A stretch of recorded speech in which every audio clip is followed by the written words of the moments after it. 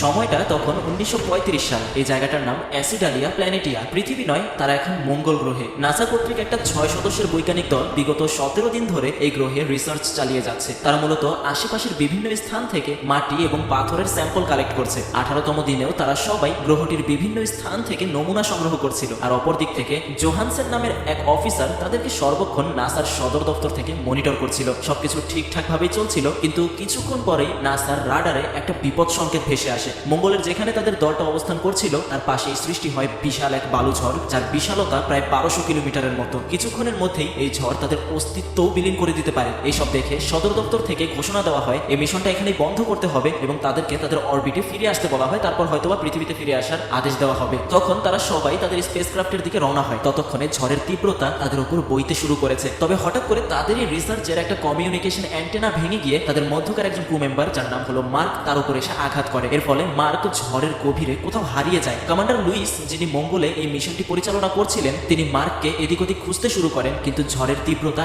এতটাই বেশি ছিল যে আশেপাশে কিছু ঠিক মতো দেখা যাচ্ছিল না। তারা সিগন্যাল থেকে বুঝতে পারে মার্কের অক্সিজেন সিলিন্ডার লিক হতে শুরু করেছে। এমত অবস্থায় তার 1 মিনিটের বেশি বেঁচে থাকা সম্ভব নয়। তাই তাদের একজন ক্রু মেম্বারের জন্য সে বাকিদের জীবন বিপদে ফেলতে পারে না। সেজন্য কোনো উপায় না পেয়ে তাদেরকে মার্ককে ছাড়াই পৃথিবীর দিকে রওনা দিতে হয়। ঠিক তার পরদিন সকালে নাসার ডিরেক্টর ডক্টর স্যান্ডার্স এক প্রেস কনফারেন্সে মিডিয়াকে জানান তাদের এই মিশন এখানে বন্ধ করতে হচ্ছে এবং বিজ্ঞানী মার্কের মৃত্যুর সংবাদ প্রকাশ করে দেয় তারা। অবশ্য বিষয়টা নিয়ে তারা নিশ্চিত নয়, কিন্তু যতটুকু তারা টেকনিক্যাল ভাবে বুঝতে পেরেছে মার্ক এখন পর্যন্ত জীবিত থাকার কথা নয়। যেখানে অপরদিকে মঙ্গল গ্রহে আমরা দেখতে পাই মার্ক এখনো বেঁচে আছে, সে জীবিত আছে, সে অনেকটা আহত। অ্যান্টেনায় থাকা ছোট ছোট লোহার রড তার শরীরের ভেতরে প্রবেশ করেছে। কিছুটা দূরে সে তাদের একটা ক্যাম্প দেখতে পায়। ক্যাম্পে প্রবেশ করে সে তার পরনের থাকা স্যুটটা খুলে ফেলে এবং নিজের পেটের ভেতরে থাকা লোহার টুকরোগুলো বের করতে শুরু করে, যা থেকে অনবরত রক্ত বের হচ্ছিল। ফার্স্ট এড বক্সের সাহায্যে মার্ক সাময়িকভাবে একটু স্বস্তি পায়। কিছুটা সুস্থ হওয়ার পরে মার্ক ক্যামেরা অন করে কিছু কথা রেকর্ড করে। হয়তো সে আর মাত্র কিছুক্ষণই বেঁচে থাকতে পারবে। তাছাড়াও এই ভিডিওটা কোথাও পাঠানো সম্ভব হবে না, কারণ মনে আছে ঝড়ের কারণে তাদের যে অ্যান্টেনা ভেঙে গিয়েছিল, মূলত সেটার মাধ্যমেই তারা পৃথিবীর সাথে যোগাযোগ করত। ভিডিওতে মার্ক বলে যে যেই ক্যাম্পে সে আছে সেটা 31 দিনের জন্য বানানো হয়েছিল, যে কোনো সময় সে মারা যেতে পারে, অক্সিজেনের অভাবে, বিস্ফোরণের ফলে, নয়তো খাদ্যের অভাবে। মার্ক ভালো করেই জানে নাসার পরবর্তী মিশন 4 বছর পর লঞ্চ হবে, অর্থাৎ তার মৃত্যু নিশ্চিত। মার্ক নিজেও বিষয়টা বুঝতে পারছে। তাদের ক্রু মেম্বাররা ধরেই নিয়েছে যে মার্ক জীবিত নেই, এই জন্যই তাকে ফেলে চলে গিয়েছিল। তাই এখন তার হাতে কোনো উপায় নেই। মার্ক ক্যাম্পের ভেতরে একটা কোণে বসে মৃত্যুর জন্য অপেক্ষা করতে শুরু করে। আর বাইরে বয়ে যাচ্ছে ভয়ঙ্কর তীব্র বালু ঝড়। যে কোনো সময় এই ক্যাম্প ঝড়ের প্রভাবে ধ্বংস হয়ে যেতে পারে। মার্ক তার কর্মীদের ব্যবহৃত মালামালগুলো গুছিয়ে রাখছিল আর বসে বসে সেই স্মৃতিগুলোই মনে করছিল যেগুলো সে পৃথিবীতে রেখে এসেছে। এভাবেই শুরু হয় সিনেমাটা। বলছিলাম 2015 সালে মুক্তিপ্রাপ্ত একটা আমেরিকান সায়েন্স ফিকশন মুভি দি মার্শিয়ানের গল্প। সাথেই থাকুন, কারণ আজকে দেখবেন মার্ক সেই মানবহীন মঙ্গল গ্রহে কিভাবে বেঁচে ছিল, কত কিছুর সাক্ষী হয়েছিল, আর একদম শেষে কি হয়েছিল তার সাথে। তাহলে চলুন ডুব দেওয়া যাক আজকের গল্পের গভীরে। এভাবে 2 দিন কেটে যায়। ঝড়ের তীব্রতাও কমে গেছে। এই তীব্র ঝড় মোকাবেলা করে যেহেতু সে সার্ভাইভ করতে পেরেছে, তাই তার মনের মধ্যে বেঁচে থাকার আশাটাও সঞ্চালিত হয়েছে। মার্ক তার ক্যাম্পের সকল খাবার একসাথে করে দেখে। এই সব খাবার দিয়ে সে আগামী 1 বছর মোটামুটি বেঁচে থাকতে পারবে, কিন্তু খাবারগুলো তাকে ভালো রাখতে হবে। তাকে যদি জীবিত ফেরত যেতে হয় তাহলে 4 বছর বেঁচে থাকতে হবে। যদি তাকে বেঁচে থাকতে হয় তাহলে তাকে চাষাবাদও করতে হবে, যা প্রায় একদম অসম্ভব, কারণ চাষাবাদ করতে হলে পানির প্রয়োজন। তারপর মার্ক বাইরে গিয়ে সোলার প্যানেল ঠিক করে এবং ব্যবহারযোগ্য করে তোলে। এদিকে পৃথিবীতে তার শেষকৃত্যের কাজ শুরু হয়ে যায়। সবাই মেনে নিয়েছিল যে মার্ক আর বেঁচে নেই, তাই তার শেষকৃত্যে নাসার সকল বিজ্ঞানী উপস্থিত ছিল। অপরদিকে পরদিন সকালবেলা মার্ক যখন ভ্যাকুয়াম ফ্লাশ করে তখন তার মাথায় একটা আইডিয়া আসে। মূলত মার্ক একই সাথে একজন উদ্ভিদ বিজ্ঞানী, উদ্ভিদের ওপর সে বিশাল একটা সময় রিসার্চ করেছে, তাই সে আলু চাষ করার সিদ্ধান্ত নেয়। সে তার মলমূত্র দিয়ে এক ধরনের সার তৈরি করে, যার দ্বারা মঙ্গলের মাটিতে আলুর চাষ করা সম্ভব হলেও হতে পারে। এরপর মার্ক তার ক্যাম্পের মধ্যে একটা বড় জায়গা খালি করে ফেলে এবং চাষ করার জন্য ক্যাম্পের ভেতর একটা জায়গা নির্ধারণ করে। সেই জায়গাটাকে সম্পূর্ণ পলিথিন দিয়ে বেষ্টিত করে, বাইরে থেকে মাটি এনে ভেতরে ভরাট করে এবং তার নিজের তৈরি করা সার দিয়ে চাষযোগ্য করে তোলে সেই মাটিকে। তার কাছে কিছু আলু ছিল খাবার হিসেবে, সেগুলো কেটে তা মাটিতে সে রোপণ করে দেয়। বেশ কয়েকটা দিন চলে যায়। তখন মার্ক প্রায় চিন্তিত হয়ে পড়ে, কারণ এখন তার কাছে নতুন আরো একটা সমস্যা এসেছে। আলু চাষ করার জন্য প্রচুর পানির প্রয়োজন। এই বালুর গ্রহতে যেখানে খাবার পানি পাওয়া যায় না, সেখানে সে কিভাবে চাষের জন্য পানি পাবে? কিছুদিন চিন্তা করার পর মার্কের মাথায় পানি তৈরির সলিউশন মাথায় আসে। সে জানতো হাইড্রোজেনের সাথে অক্সিজেন পোড়ালে তার থেকে পানি পাওয়া যায়, আর তাই সময় নষ্ট না করে হাইড্রোজেন পোড়ানোর একটা মেশিন সে তৈরি করে ফেলে। সে সেখানকার যন্ত্রাংশগুলো এবং বিভিন্ন উপাদানের মধ্যে সে হাইড্রোজেনের জোগাড় করে এবং ইথেন জোগাড় করে, যা হাইড্রোজেন ও নাইট্রোজেন দ্বারা তৈরি। মার্ক চাষ করার ক্যাম্পে ছোট্ট একটা টেবিল রাখে এবং তার সাথে একটা টেন্ট তৈরি করে। টেন্টটা টেবিলের উপর ঝুলিয়ে দেওয়া হয়, তারপর টেবিলের উপর কিছু অ্যারিডিয়াম ধাতু রেখে তার উপর একটা পাইপ দ্বারা হাইড্রোজেনের ফোঁটা ফেলা হয়। রেডিয়াম ধাতুর উপর হাইড্রোজেনের ফোঁটা পড়তেই নাইট্রোজেন এবং হাইড্রোজেন গ্যাস আলাদা হয়ে যায়। এখন মার্কের প্রয়োজন আগুন, কিন্তু মঙ্গল গ্রহে আগুন জ্বালানো অত্যন্ত বিপজ্জনক। অবশ্যই সে বাইরে কিছু করতে পারবে না, যা করার তাকে ভেতরেই করতে হবে, যেটা খুবই বিপজ্জনক। তাছাড়াও স্পেস মিশনগুলোকে দাহ্য পদার্থ থেকে দূরে রাখা হয়। মার্ক চিন্তিত হয়ে পড়ে, সে তার স্রষ্টাকে স্মরণ করছিল। আর যেহেতু তারা খ্রিস্টান ধর্মাবলম্বী, তাই সিনেমার এই দৃশ্যে সে তাদের ধর্মগুরু যিশুর সাথে লাগানো একটা কাঠের টুকরো দেখতে পায়। কাঠের টুকরোকে ভালো করে কেটে ব্যাটারির স্পার্কের মাধ্যমে আগুন জ্বালিয়ে টেন্টের উপর সে রেখে দেয়। তারপর আগুনের সংস্পর্শে পরিমাণ মতো অক্সিজেন দেয়। অক্সিজেন পড়ার কারণে বাষ্প আকারে পানির সৃষ্টি হতে থাকে, যা দেখে মার্ক আনন্দে চিৎকার করে ওঠে। ঠিক তখনই সেখানে একটা ছোটখাটো বিস্ফোরণ হয়ে যায়। বিস্ফোরণে মার্কের কোনো ক্ষতি না হলেও সে চিন্তায় পড়ে যায় বিস্ফোরণের কারণ নিয়ে। এক পর্যায়ে সে বুঝতে পারে মূলত তার ক্যালকুলেশন সবকিছুই সঠিক ছিল, কিন্তু সে যে প্রতিনিয়ত নিঃশ্বাস প্রশ্বাসের মাধ্যমে এখানে বাতাসের মধ্যে পরিবর্তন করছে সেই বিষয়টা ক্যালকুলেশন করেনি। এই কারণে অক্সিজেনের পরিমাণ সেখানে বেশি হয়ে গিয়েছিল, এতে বিস্ফোরণ হয়। মার্ক তখন হেরে না গিয়ে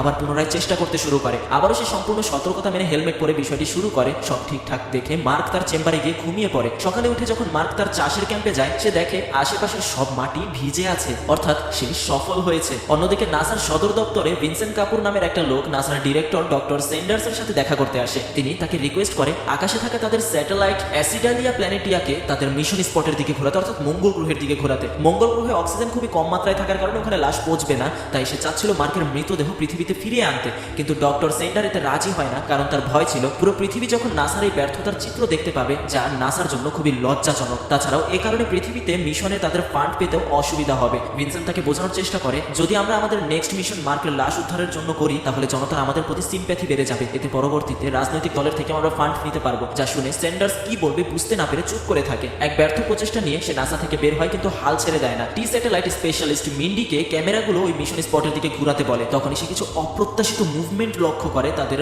মিশন স্পটে, যা দেখে সে সাথে সাথে ভিনসেন্ট কাপুর নাসার মিডিয়া রিলেটেড কমান্ডার অ্যানিকে ডাক দেয়। তারা দেখতে পায় যে সোলার প্যানেল সেই ঝড়ের কারণে ময়লা হয়েছিল, একদম ঢেকেছিল, সেটা আজ সম্পূর্ণ পরিষ্কার। অবশ্য খুবই ঘোলা দেখা যাচ্ছে বিষয়টা, কিন্তু বোঝা যাচ্ছে কোনো পরিবর্তন অবশ্যই এখানে হয়েছে এবং সেই সোলার প্যানেল এখন ব্যবহৃতও হচ্ছে, যার সাথে সাথে রবার্টটি ও তার আগের জায়গায় নেই। এই মুভমেন্ট দেখে তারা শিওর হয়ে যায় মার্ক এখনো বেঁচে আছে। মার্ক সেই ইকুইপমেন্টগুলো নতুন করে ব্যবহারের উপযোগী করে তুলেছে। নাসা থেকে শক্তভাবে নির্দেশনা দেওয়া হয় মঙ্গল গ্রহ থেকে ফিরে আসা ওই স্পেসক্রাফটে যাতে কোনোভাবেই মার্কের বেঁচে থাকার খবর না পৌঁছায়, কারণ এতে তারা মানসিকভাবে আরো ভেঙে পড়বে। মূলত সেই ঝড়ের পরে যারা পৃথিবী থেকে ফেরত আসছিল, তারা এখনো পৃথিবীতে ফেরত আসতে পারেনি। তারা অর্ধেক রাস্তাও পার হতে পারেনি। পৃথিবীতে আসতে তাদের প্রায় 6 মাসের মতো সময় লেগে যাবে। সেজন্যই সেখানে নির্দেশনা দেওয়া হচ্ছিল যেন কোনোভাবেই তাদের কাছে এই খবর না পৌঁছায়, কারণ এতে করে তারা মার্ককে বাঁচাতে আবারও ফেরত চলে যাওয়ার একটা সিদ্ধান্ত নিতে পারে, যেটা অবশ্যই আরো খারাপ হবে। এতে করে অন্যান্য ক্রু মেম্বাররাও বিপদে পড়তে পারে। মার্কের এই অবস্থার জন্য তারা নিজেদেরকে দায়ী মনে করবে। তাছাড়া এরকম পরিস্থিতিতে আবেগের বশবর্তী হয়ে যে কোনো ভুল সিদ্ধান্ত তারা প্রত্যেকে নিতে পারে। তারা মার্ককে রেস্কিউ করার জন্য একটা মিশনের পরিকল্পনা করে, যেটা তাদেরকে না জানিয়ে করা হবে। কিন্তু এই মিশনটা পরিচালনা করতে তাদের আরো 4 বছর সময় লাগবে। সেজন্য তারা সিদ্ধান্ত নেয় মার্কের বেঁচে থাকার জন্য খাদ্য এবং প্রয়োজনীয় দ্রব্য সহকারে একটা স্পেসশিপ সেখানে পাঠাবে। কিন্তু এই স্পেসশিপ পাঠাতে তাদের আরো 9 মাসের মতো সময় লাগবে।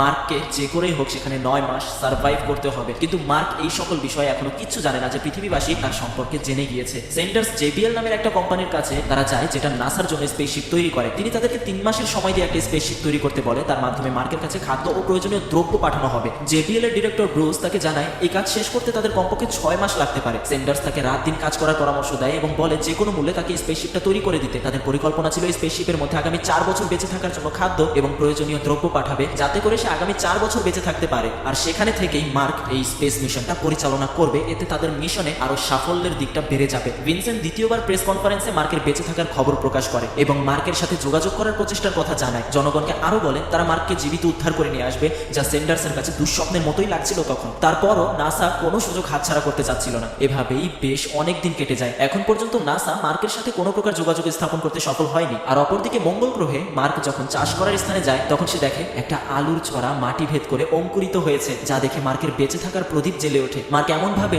চারাটির দিকে তাকিয়েছিল যেন সদ্য বাবা হওয়া একজন লোক তার নবজাতক সন্তানকে দেখছে। রাতের বেলা মার্ক হিসাব করে বের করে নাসার পরবর্তী মিশন এখান থেকে প্রায় 3200 কিলোমিটার দূরে করা হবে। তাকে যদি জীবিত ফেরত যেতে হয়, তাহলে তাকে এই 4 বছরের ভেতরে এই দূরত্ব অতিক্রম করে সেখানে কোনোভাবেই হোক পৌঁছাতেই হবে। মার্কের কাছে এখন যে রোভার যান রয়েছে তা ঘন্টায় 35 কিলোমিটার পর্যন্ত যেতে পারে। এরপরের ব্যাটারি পুনরায় চার্জ দিতে হবে। এমন করে চলতে থাকলে তাকে তার গন্তব্যে যেতে কমপক্ষে 52 দিন সময় লাগবে। মার্ক সময় নষ্ট না করে একটা রোভার যান থেকে ব্যাটারি খুলে তার নিজের রোভার যানে লাগিয়ে দেয় এবং অপ্রয়োজনীয় সকল যন্ত্রপাতি ফেলে দেয় যাতে একবার চার্জ দিয়ে দীর্ঘ সময় চলা যেতে পারে। রোভার যানটি দিয়ে দিনের বেলা চলাফেরা করা গেলেও রাতের বেলা চলাফেরা করা যায় না, কারণ রাতে মঙ্গলে হাড় হিম করা ঠান্ডা পড়ে আর সেখানে সোলার পাওয়ার ব্যবহার করাও সম্ভব নয়। রাতে সে সোলার শক্তি কোথায় পাবে, আর সেখানে রাতের বেলায় -16 ডিগ্রি পর্যন্ত তাপমাত্রা নেমে যায়। এই সমস্যা থেকে বাঁচার জন্য সে একটা নিউক্লিয়ার ব্যাটারির ব্যবস্থা করে, যেটা মঙ্গলে নামার পরে তারা মাটির ভিতর পুঁতে রেখেছিল, কারণ যদি কোনো কারণে ব্যাটারিতে কোনো আঘাত আসে তাহলে ব্যাটারি থেকে নির্গত রেডিয়েশনের ফলে তারা সবাই মারা যাবে। মার্ক অতি সাবধানে ব্যাটারিটি তার রোভার যানে তুলে, যার ফলে ব্যাটারি থেকে বের হওয়া গরমে তার ঠান্ডার সমস্যা দূর হয়।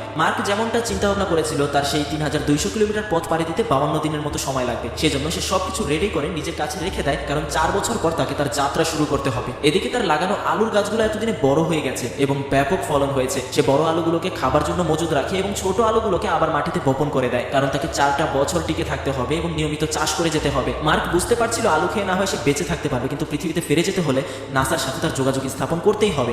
মঙ্গলের ম্যাপে চোখ বোলাতে সে একটা জায়গার সন্ধান পায়। বহু বছর আগে মঙ্গলে গবেষণার জন্য নাসা থেকে একটা রোভার পাঠানো হয়েছিল, যেটা কিনা পরবর্তীতে কোনো এক কারণবশত নাসা থেকে ডিসকানেক্টেড হয়ে গিয়েছিল। যেটা ধারণা পাওয়া যায় হয়তোবা ব্যাটারির চার্জ শেষ হওয়ার কারণেই সেটা ডিসকানেক্টেড হয়েছিল। রোভারটি খোঁজার জন্য তখন মার্ক বেরিয়ে পড়ে। নাসার স্যাটেলাইট ডিপার্টমেন্ট থেকে সার্বক্ষণিক মার্কের উপর তখন নজর রাখা হচ্ছিল, কিন্তু মার্ক কিছুই জানে না। তারা কিছুই বুঝতে পারছিল না মার্ক কোথায় যাচ্ছে। মার্ক নিজের সাথে কিছু খাবার নিয়ে সেই রোভার খুঁজতে বের হয়েছিল। ভিনসেন্ট মঙ্গলের ম্যাপ বের করে কিছু ক্যালকুলেশন করতেই বুঝতে পারে মার্ক বহু বছর পুরনো সেই রোভারের সন্ধানে যাচ্ছে। তাই ভিনসেন্ট দ্রুত ক্যালিফোর্নিয়ার একটা ল্যাবরেটরিতে চলে যায়, যেখান থেকে ওই রোভারটি পরিচালনা করা হতো। রোভারটির কমিউনিকেশন সিস্টেম পুনরায় চালু করার প্রস্তুতি নেওয়া হয়, কারণ মার্ক সেটাকে খুঁজে বের করলে সেটাকে সে রিস্টার্ট করতে পারবে। মার্ক ম্যাপ অনুযায়ী ওই জায়গায় গিয়ে মাটি খুঁড়তে শুরু করে। এক পর্যায়ে সে ওই রোভারটা বের করতে সক্ষম হয়। এবার মার্ক রোভারটি তার সাথে নিয়ে ক্যাম্পের দিকে ফেরত যেতে শুরু করে, কিন্তু চার্জ না থাকার কারণে সেটা অন হচ্ছিল না। পরবর্তীতে ক্যাম্পে পৌঁছে মার্ক তার ক্যাম্পের ইলেকট্রিসিটির মাধ্যমে রোভারটিতে বৈদ্যুতিক সংযোগ দেয়। কিছুক্ষণ পর মেশিনটি অন হয়। মার্ক রোভারের অ্যান্টেনা পৃথিবীর দিকে ঘোরাতেই সাথে সাথেই ল্যাবরেটরিতে সিগন্যাল চলে আসে। তখন তারা বুঝতে পারে মার্ক রোভারটা চালু করতে সক্ষম হয়েছে। তখন তারা রোভারের ক্যামেরা অন করে দেয়। ক্যামেরা অন হচ্ছে দেখতে পেয়ে মার্ক বুঝতে পারে কেউ না কেউ তার সাথে সংযোগ স্থাপন করার চেষ্টা করছে। এখন মার্কের সামনে আরেকটা সমস্যার উদয় হয়। এই রোভারটা দ্বারা কেবলমাত্র এক পাশ থেকে সংকেত পাঠানো যেত, কেবলমাত্র মঙ্গল থেকে ছবি তুলে পৃথিবীতে পাঠানো যেত। পৃথিবী থেকে তার কাছে কোনো বার্তা আসা সম্ভব ছিল না। তখনই মার্ক তার মাথা থেকে একটা বুদ্ধি বের করে। ক্যাম্পে থেকে 3টা বোর্ড নিয়ে আসে এবং একটাতে লিখে তোমরা কি আমাকে খুঁজে পেয়েছো, তার এক পাশে হ্যাঁ, অপর পাশে না লিখে বোর্ডগুলো পাশাপাশি রাখে। মার্কের এই বিচক্ষণতা দেখে ভিনসেন্ট কিছুটা হেসে দেয় এবং হ্যাঁ বোর্ডটির দিকে ক্যামেরাটি মুভ করে, কারণ তার ক্যামেরার হেড ঘোরানো যেত, যা দেখে মার্ক আনন্দে আত্মহারা হয়ে পড়ে। এরপর তাদের সাথে বেশ কিছুক্ষণ এই পদ্ধতিতে কথা চলাচলি হয়, কিন্তু সমস্যা হলো এই পদ্ধতিতে মার্ক পৃথিবী থেকে কোনো বার্তা পাচ্ছিল না। তাছাড়াও তা ছিল অনেক সময় সাপেক্ষ। তাদেরকে সকল উত্তর হ্যাঁ এবং নাতেই দিতে হচ্ছিল। মার্ক তার মাথা খাটিয়ে একটা ভাষার মডিউল বের করে, যার অক্ষরগুলো ছিল হেক্সাডেসিমেলে। হেক্সাডেসিমেলে অক্ষর ছিল সর্বমোট 16টি, যেখানে অক্ষরগুলো হলো 0 থেকে 9, A থেকে F। হেক্সাডেসিমেলে অক্ষরগুলো ASCII কোডের মাধ্যমে পরিবর্তন করে ইংরেজি অক্ষরে পরিবর্তন করা সম্ভব। মার্ক জোহেনসেনের কম্পিউটারে এই কোডগুলো দেখতে পায়। যেহেতু তার কাছে থাকা ক্যামেরা 360 কোণে ঘুরতে পারে, তাই মার্ক হেক্সাডেসিমেলের সবগুলো অক্ষর ক্যামেরার চারপাশে লাগিয়ে দেয়। অন্যদিকে ভিনসেন্টের কাছে সবকিছুর ছবি যাচ্ছিল, তাই সেও বুঝতে পারে মার্ক কি করতে চাচ্ছে। তাই ভিনসেন্টও তাদের চারপাশে হেক্সাডেসিমেল নাম্বার লাগিয়ে দেয়। এর মাধ্যমে ল্যাব থেকে তাকে কিছু জিজ্ঞাসা করা যাবে। ভিনসেন্ট মার্ককে একটা নম্বরের সিকোয়েন্স দেয়, যাকে ডিকোড করলে পাওয়া যায় হাউ অ্যালাইভ, তার মানে তুমি কিভাবে বেঁচে আছো। এর উত্তরে মার্ক একটা বোর্ডে সবকিছু লিখে জানায়। এরপর নাসা তাকে রোভারের একটা হ্যাকিং কোড পাঠায়। এর ফলে মার্ক তাদের সাথে পুরো দস্তর কমিউনিকেশন করতে সক্ষম হয়। এক পর্যায়ে মার্ক জিজ্ঞাসা করে তার বেঁচে থাকার খবর স্পেসক্রাফটে থাকা বাকি সদস্যরা জানে কিনা। এর উত্তরে ভিনসেন্ট বলে তোমার বেঁচে থাকার খবর ওই 5 জন বিজ্ঞানীদের জানানো হয়নি, কারণ এতে করে তারা আবেগের বশবর্তী হয়ে যদি কোনো সিদ্ধান্ত নেয় তাহলে সেখানে আমাদেরই ক্ষতি হবে। যা শুনে মার্ক কিছুটা রাগান্বিত হয় এবং কথা বলা বন্ধ করে দেয়। মঙ্গল থেকে স্পেসক্রাফটটি যাত্রা শুরু করছিল, তা আজ 4 মাস হলো। হঠাৎ করে স্পেসক্রাফটের ভিডিও বার্তা আসে। মিস হেন্ডারসন নামের একজন নাসা বিজ্ঞানী তাদেরকে একটা ভিডিও বার্তায় বলে তাদের সহকারী মার্ক এখনো বেঁচে আছে। এই খবরটা জানতে পেরে সবাই অনেক হতাশ হয়ে পড়ে, কারণ তাদের একজন সহকারীকে তারা রেখে কাপুরুষের মতো তারা পালিয়ে এসেছে। কিন্তু এই মুহূর্তে তাদের কিছু করার নেই, কারণ তাদের স্পেসক্রাফট এখন মঙ্গলের পুরোপুরি বিপরীত দিকে। তারা এখন পৃথিবীর ভূপৃষ্ঠের দিকেই এগিয়ে যাচ্ছে। চাইলেও তারা আর মঙ্গলে ফেরত যেতে পারবে না। তাই সবাই আবেগী হয়ে কান্না শুরু করে। এদিকে মার্ক তখন বাহির থেকে তার কাজ শেষ করে ক্যাম্পের ভেতর প্রবেশ করে। তখন এয়ারলক বিস্ফোরিত হয়, কারণ এর ক্যাম্পটি 30 দিন সার্ভাইভ করার জন্যই তৈরি করা হয়েছিল, যার কারণে এক পাশে ব্লাস্ট হয়ে এতে আলুর ক্যাম্পটা নষ্ট হয়ে যায়। এখানে আর কোনো প্রকার চাষাবাদ করা সম্ভব নয়। জায়গাটা সম্পূর্ণভাবে ডিস্ট্রয় হয়ে গিয়েছে। এই ঘটনায় মার্ক খুবই ভেঙে পড়ে, কারণ তার খাদ্যের একমাত্র যোগান ছিল এই চাষাবাদ। বিস্ফোরণের কথা সে ভিনসেন্টকে জানায়। ভিনসেন্ট তাকে পরামর্শ দেয় একদিনের খাবার যেন সে 3 দিনে খায়। এর ফলে তার কাছে থাকা অবশিষ্ট খাবার শেষ হওয়ার আগে নাসা তার কাছে খাদ্য এবং প্রয়োজনীয় দ্রব্য পাঠিয়ে দেবে। সেই মোতাবেক মার্ক তার অবশিষ্ট খাদ্য হিসাব করে রেখে দিতে শুরু করে। সেই সাথে প্লাস্টিক ব্যাগগুলো এবং টেপ দিয়ে ব্লাস্ট হয়ে যাওয়া কিছুটা জায়গা সে ঠিক করে নেয়। টেকসই না হলেও এর বাহিরের ধুলাবালু থেকে সেটাকে রক্ষা করা যাবে। মার্ক তখন তখনই বুঝতে পারে আশেপাশে আবারও ঝড় শুরু হয়েছে। ভাগ্যবশত ক্যাম্পের আরো একটা এয়ারলক ছিল, তাই মার্ক বাহিরে আসা যাওয়া করতে পারছিল। এদিকে মার্কের কাছে খাদ্য পাঠানোর জন্য যে স্পেসশিপটা রেডি হচ্ছিল, তাড়াহুড়ার কারণে সেটাকে ঠিকভাবে টেস্ট না করে মঙ্গল গ্রহের উদ্দেশ্যে লঞ্চ করে দেওয়া হয়। এটা ছিল নাসার সব থেকে বড় ভুল সিদ্ধান্ত। স্পেসশিপটা কিছু দূর ওঠার পর বায়ুমণ্ডলের চাপ সহ্য করতে না পেরে বিস্ফোরিত হয়। একেই বলে মরার উপর খাড়ার ঘা। একদিকে তার চাষ করার চেম্বারটাই নষ্ট হয়ে যায়, অপরদিকে পৃথিবী থেকে পাঠানো খাদ্য আর যেতে পারছে না। এই ঘটনার পর মার্ক সম্পূর্ণরূপে হতাশ হয়ে পড়ে। কি করবে ভেবে না পেয়ে স্পেসক্রাফটের কমান্ডার লুইসের কাছে একটা বার্তা পাঠায়। সেখানে সে বলে, আমার এই শেষ কথাগুলো আমার পরিবারের কাছে পৌঁছে দিও। তারপরও সে হাল ছেড়ে না দিয়ে কিছু করার চেষ্টা করে। জনমানবহীন এই গ্রহে, যেখানে নাকি কিচ্ছু জন্মায় না, এমন একটা জায়গায় সেখানে সে আর কি করবে। নাসার ব্যর্থতার পর সাহায্যের হাত বাড়িয়ে দেয় চায়না ন্যাশনাল স্পেস অ্যাডমিনিস্ট্রেশন থেকে জানানো হয় তারা খাদ্য ও স্পেসশিপ দিয়ে সাহায্য করতে প্রস্তুত। আসলে তারা সাহায্যের আড়ালে পুরো পৃথিবীকে তাদের প্রযুক্তিগত শক্তির কথা জানান দিতে চাচ্ছিল। চায়নার কাছে অলরেডি একটা স্পেসশিপ তৈরি করা ছিল, যার নাম ডাই ইয়াংসেন, যা সর্বোচ্চ উন্নত প্রযুক্তি দিয়ে বানানো। CNSA থেকে নাসার সাথে যোগাযোগ করার চেষ্টা করে। নাসাও তাদের সম্মতি দিয়ে একসাথে কাজ করার জন্য আগ্রহ প্রকাশ করে। দুই পক্ষ মিলে এই স্পেসশিপ মঙ্গলে পাঠানোর প্রস্তুতি নিচ্ছিল। তখন রিচ পার্লেন নামের একজন বিজ্ঞানী নাসার অথরিটির কাছে একটা প্রস্তাব নিয়ে যায়। সে একটা উপায় বের করেছে যার মাধ্যমে অল্প খরচে মার্কের কাছে খাদ্য সরবরাহ করা সম্ভব। এই মুহূর্তে যে স্পেসক্রাফটটা পৃথিবীর দিকে এগিয়ে আসছে, সেটাকে কাজে লাগিয়ে পুনরায় আবার মঙ্গলে পাঠানো হবে। স্পেসক্রাফটটা যখন পৃথিবীর কাছাকাছি চলে আসবে, তখন এর গতি বাহ্যিকভাবে বৃদ্ধি করে দেওয়া হবে।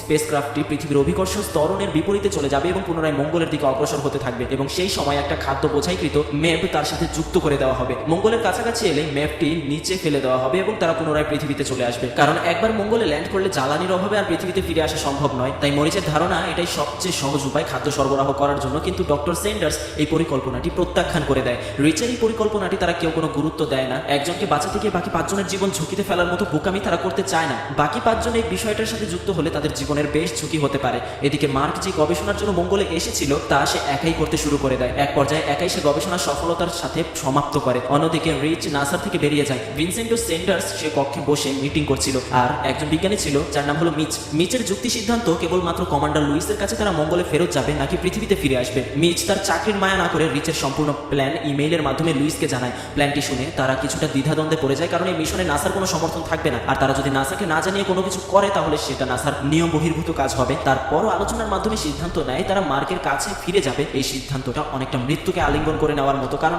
আবার মঙ্গলে ফিরে গেলে আগামী 900 দিন তাদেরকে মহাকাশে থাকতে হবে। তাছাড়াও একটু ভুল হলেই তারা সবাই মারা যাবে। তবুও তারা প্রতিজ্ঞাবদ্ধ হয়। স্পেসক্রাফট থেকে মার্কের সাথে যোগাযোগ করা হয়। লুইস তাকে সমস্ত প্ল্যান সম্পর্কে জানায়। মার্ক তখন প্ল্যানে কিছুটা পরিবর্তন আনে। মার্ক বলে, মঙ্গলে তারা একটা এক্সট্রা ম্যাপ রেখে দিয়েছিল। স্পেসক্রাফট যখন মঙ্গলের অরবিটে ঢুকবে, তখন সে ম্যাপটি নিয়ে স্পেসক্রাফটের কাছাকাছি চলে আসবে। তখন স্পেসক্রাফটের সাথে ম্যাপটিকে সংযুক্ত করা হবে। এভাবে সে স্পেসক্রাফটের ভিতরে প্রবেশ করবে। এভাবে তারা একসাথে মার্ককে নিয়ে পৃথিবীতে ফিরে আসতে পারবে। অর্থাৎ মাঝখান দিয়ে চায়নার সেই কথা আর অন্যান্য যা কিছু সিদ্ধান্ত হয়েছিল, সেই সব কিছু এখন বাতিল করে দেওয়া হয়েছে। তারা এক প্ল্যানিং এর উপর চলবে। পরিকল্পনাটা করা যতটা সহজ, কাজটা সম্পূর্ণ এর থেকেও বহুগুণে কঠিন। একটা ভুল সিদ্ধান্তই মৃত্যুর কারণ হতে পারে। তাই পরিকল্পনা মোতাবেক ডক্টর লুইস স্পেসক্রাফটের দিক পরিবর্তন করে অভিকর্ষ ত্বরণের বলয় ঘুরিয়ে মঙ্গলের দিকে যাত্রা শুরু করে। নভোচারীদের এরকম সিদ্ধান্ত দেখে নাসা এবং CNSA অবাক হয়ে যায়। মার্ক বাঁচুক আর না বাঁচুক, স্পেসক্রাফটে থাকা নভোচারীরা মারা যাবে, এটা নাসা প্রায় নিশ্চিত। সেন্ডার্স বুঝতে পারে লুইসকে এই প্ল্যান লিক করার কাজটি করেছে মিচ, আর তাই সে তাকে এই মিশনের পর ইস্তফা দেওয়ার আদেশ দেয়। এদিকে মার্কও তার দিক থেকে সব রকম প্রস্তুতি নিতে শুরু করে। সে হাবের সমস্ত কানেকশন অফ করে দেয় এবং রোভারে করে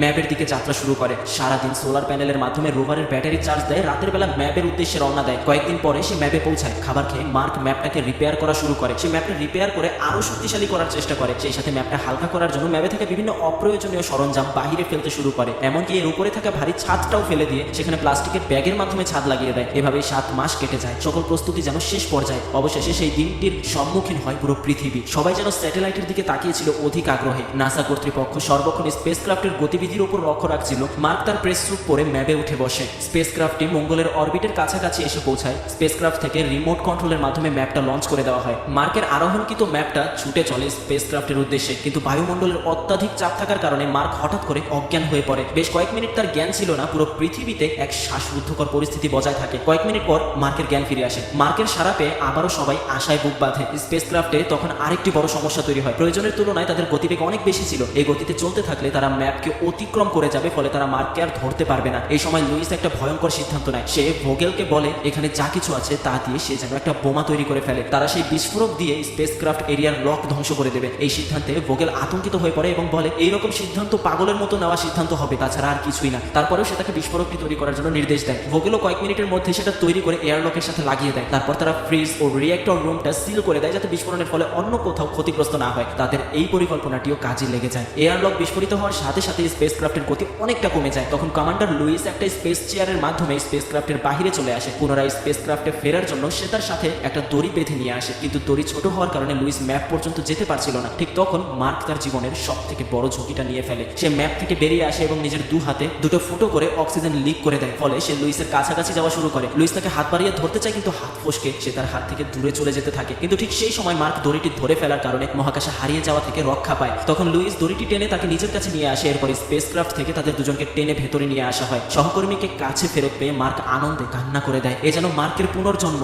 স্পেস ক্রাফটে থাকা সকলের মাঝে আজ আনন্দের মিছিল, যেমনটা পুরো পৃথিবীর মানুষের মাঝে। তারা আজ এক অসম্ভব কাজকে সম্ভব করে দেখিয়েছে। এই অভিযানের একটা পার্ট হতে পেরে সবাই আনন্দে আত্মহারা। সবার চোখে আজ আনন্দের কান্না। তারপরে আর অনেকগুলো মাস পর স্পেস ক্রাফটের 6 জন অপরাজয়ী দুঃসাহসী বিজ্ঞানীদের নিয়ে পৃথিবীতে সেই সম্পূর্ণটা পদার্পণ করে। তারপর কেটে যায় বেশ কয়েকটা বছর। নাসা মঙ্গলে যাওয়ার জন্য আরেকটি মিশন লঞ্চ করে। মার্ক অ্যাস্ট্রোনট ক্যানজিউটেড প্রোগ্রামে গিয়ে নতুন নভোচারীদেরকে মঙ্গলে কাটানো সেই দিনগুলোর দুঃসাহসী বর্ণনা দেন। এক এক করে কাটানো সেই দিনগুলোর চরম মানসিক বিপর্যয়কে মানিয়ে নিয়ে বেঁচে থাকার জন্য তার সেই লড়াই সবাইকে বলতে শুরু করে। শুষ্ক লাল মাটিতে ফসল ফলানোর গল্প, যেই গ্রহতে নাকি পানিও নেই। এভাবে মার্কের মঙ্গল অভিযান থেকে ধারণা নিয়ে বেরিয়ে পড়ে এক নতুন নভোচারীদের দল, নতুন কোনো সত্য আবিষ্কারের লক্ষ্যে। আর এখানেই শেষ হলো আমাদের আজকের গল্পটা।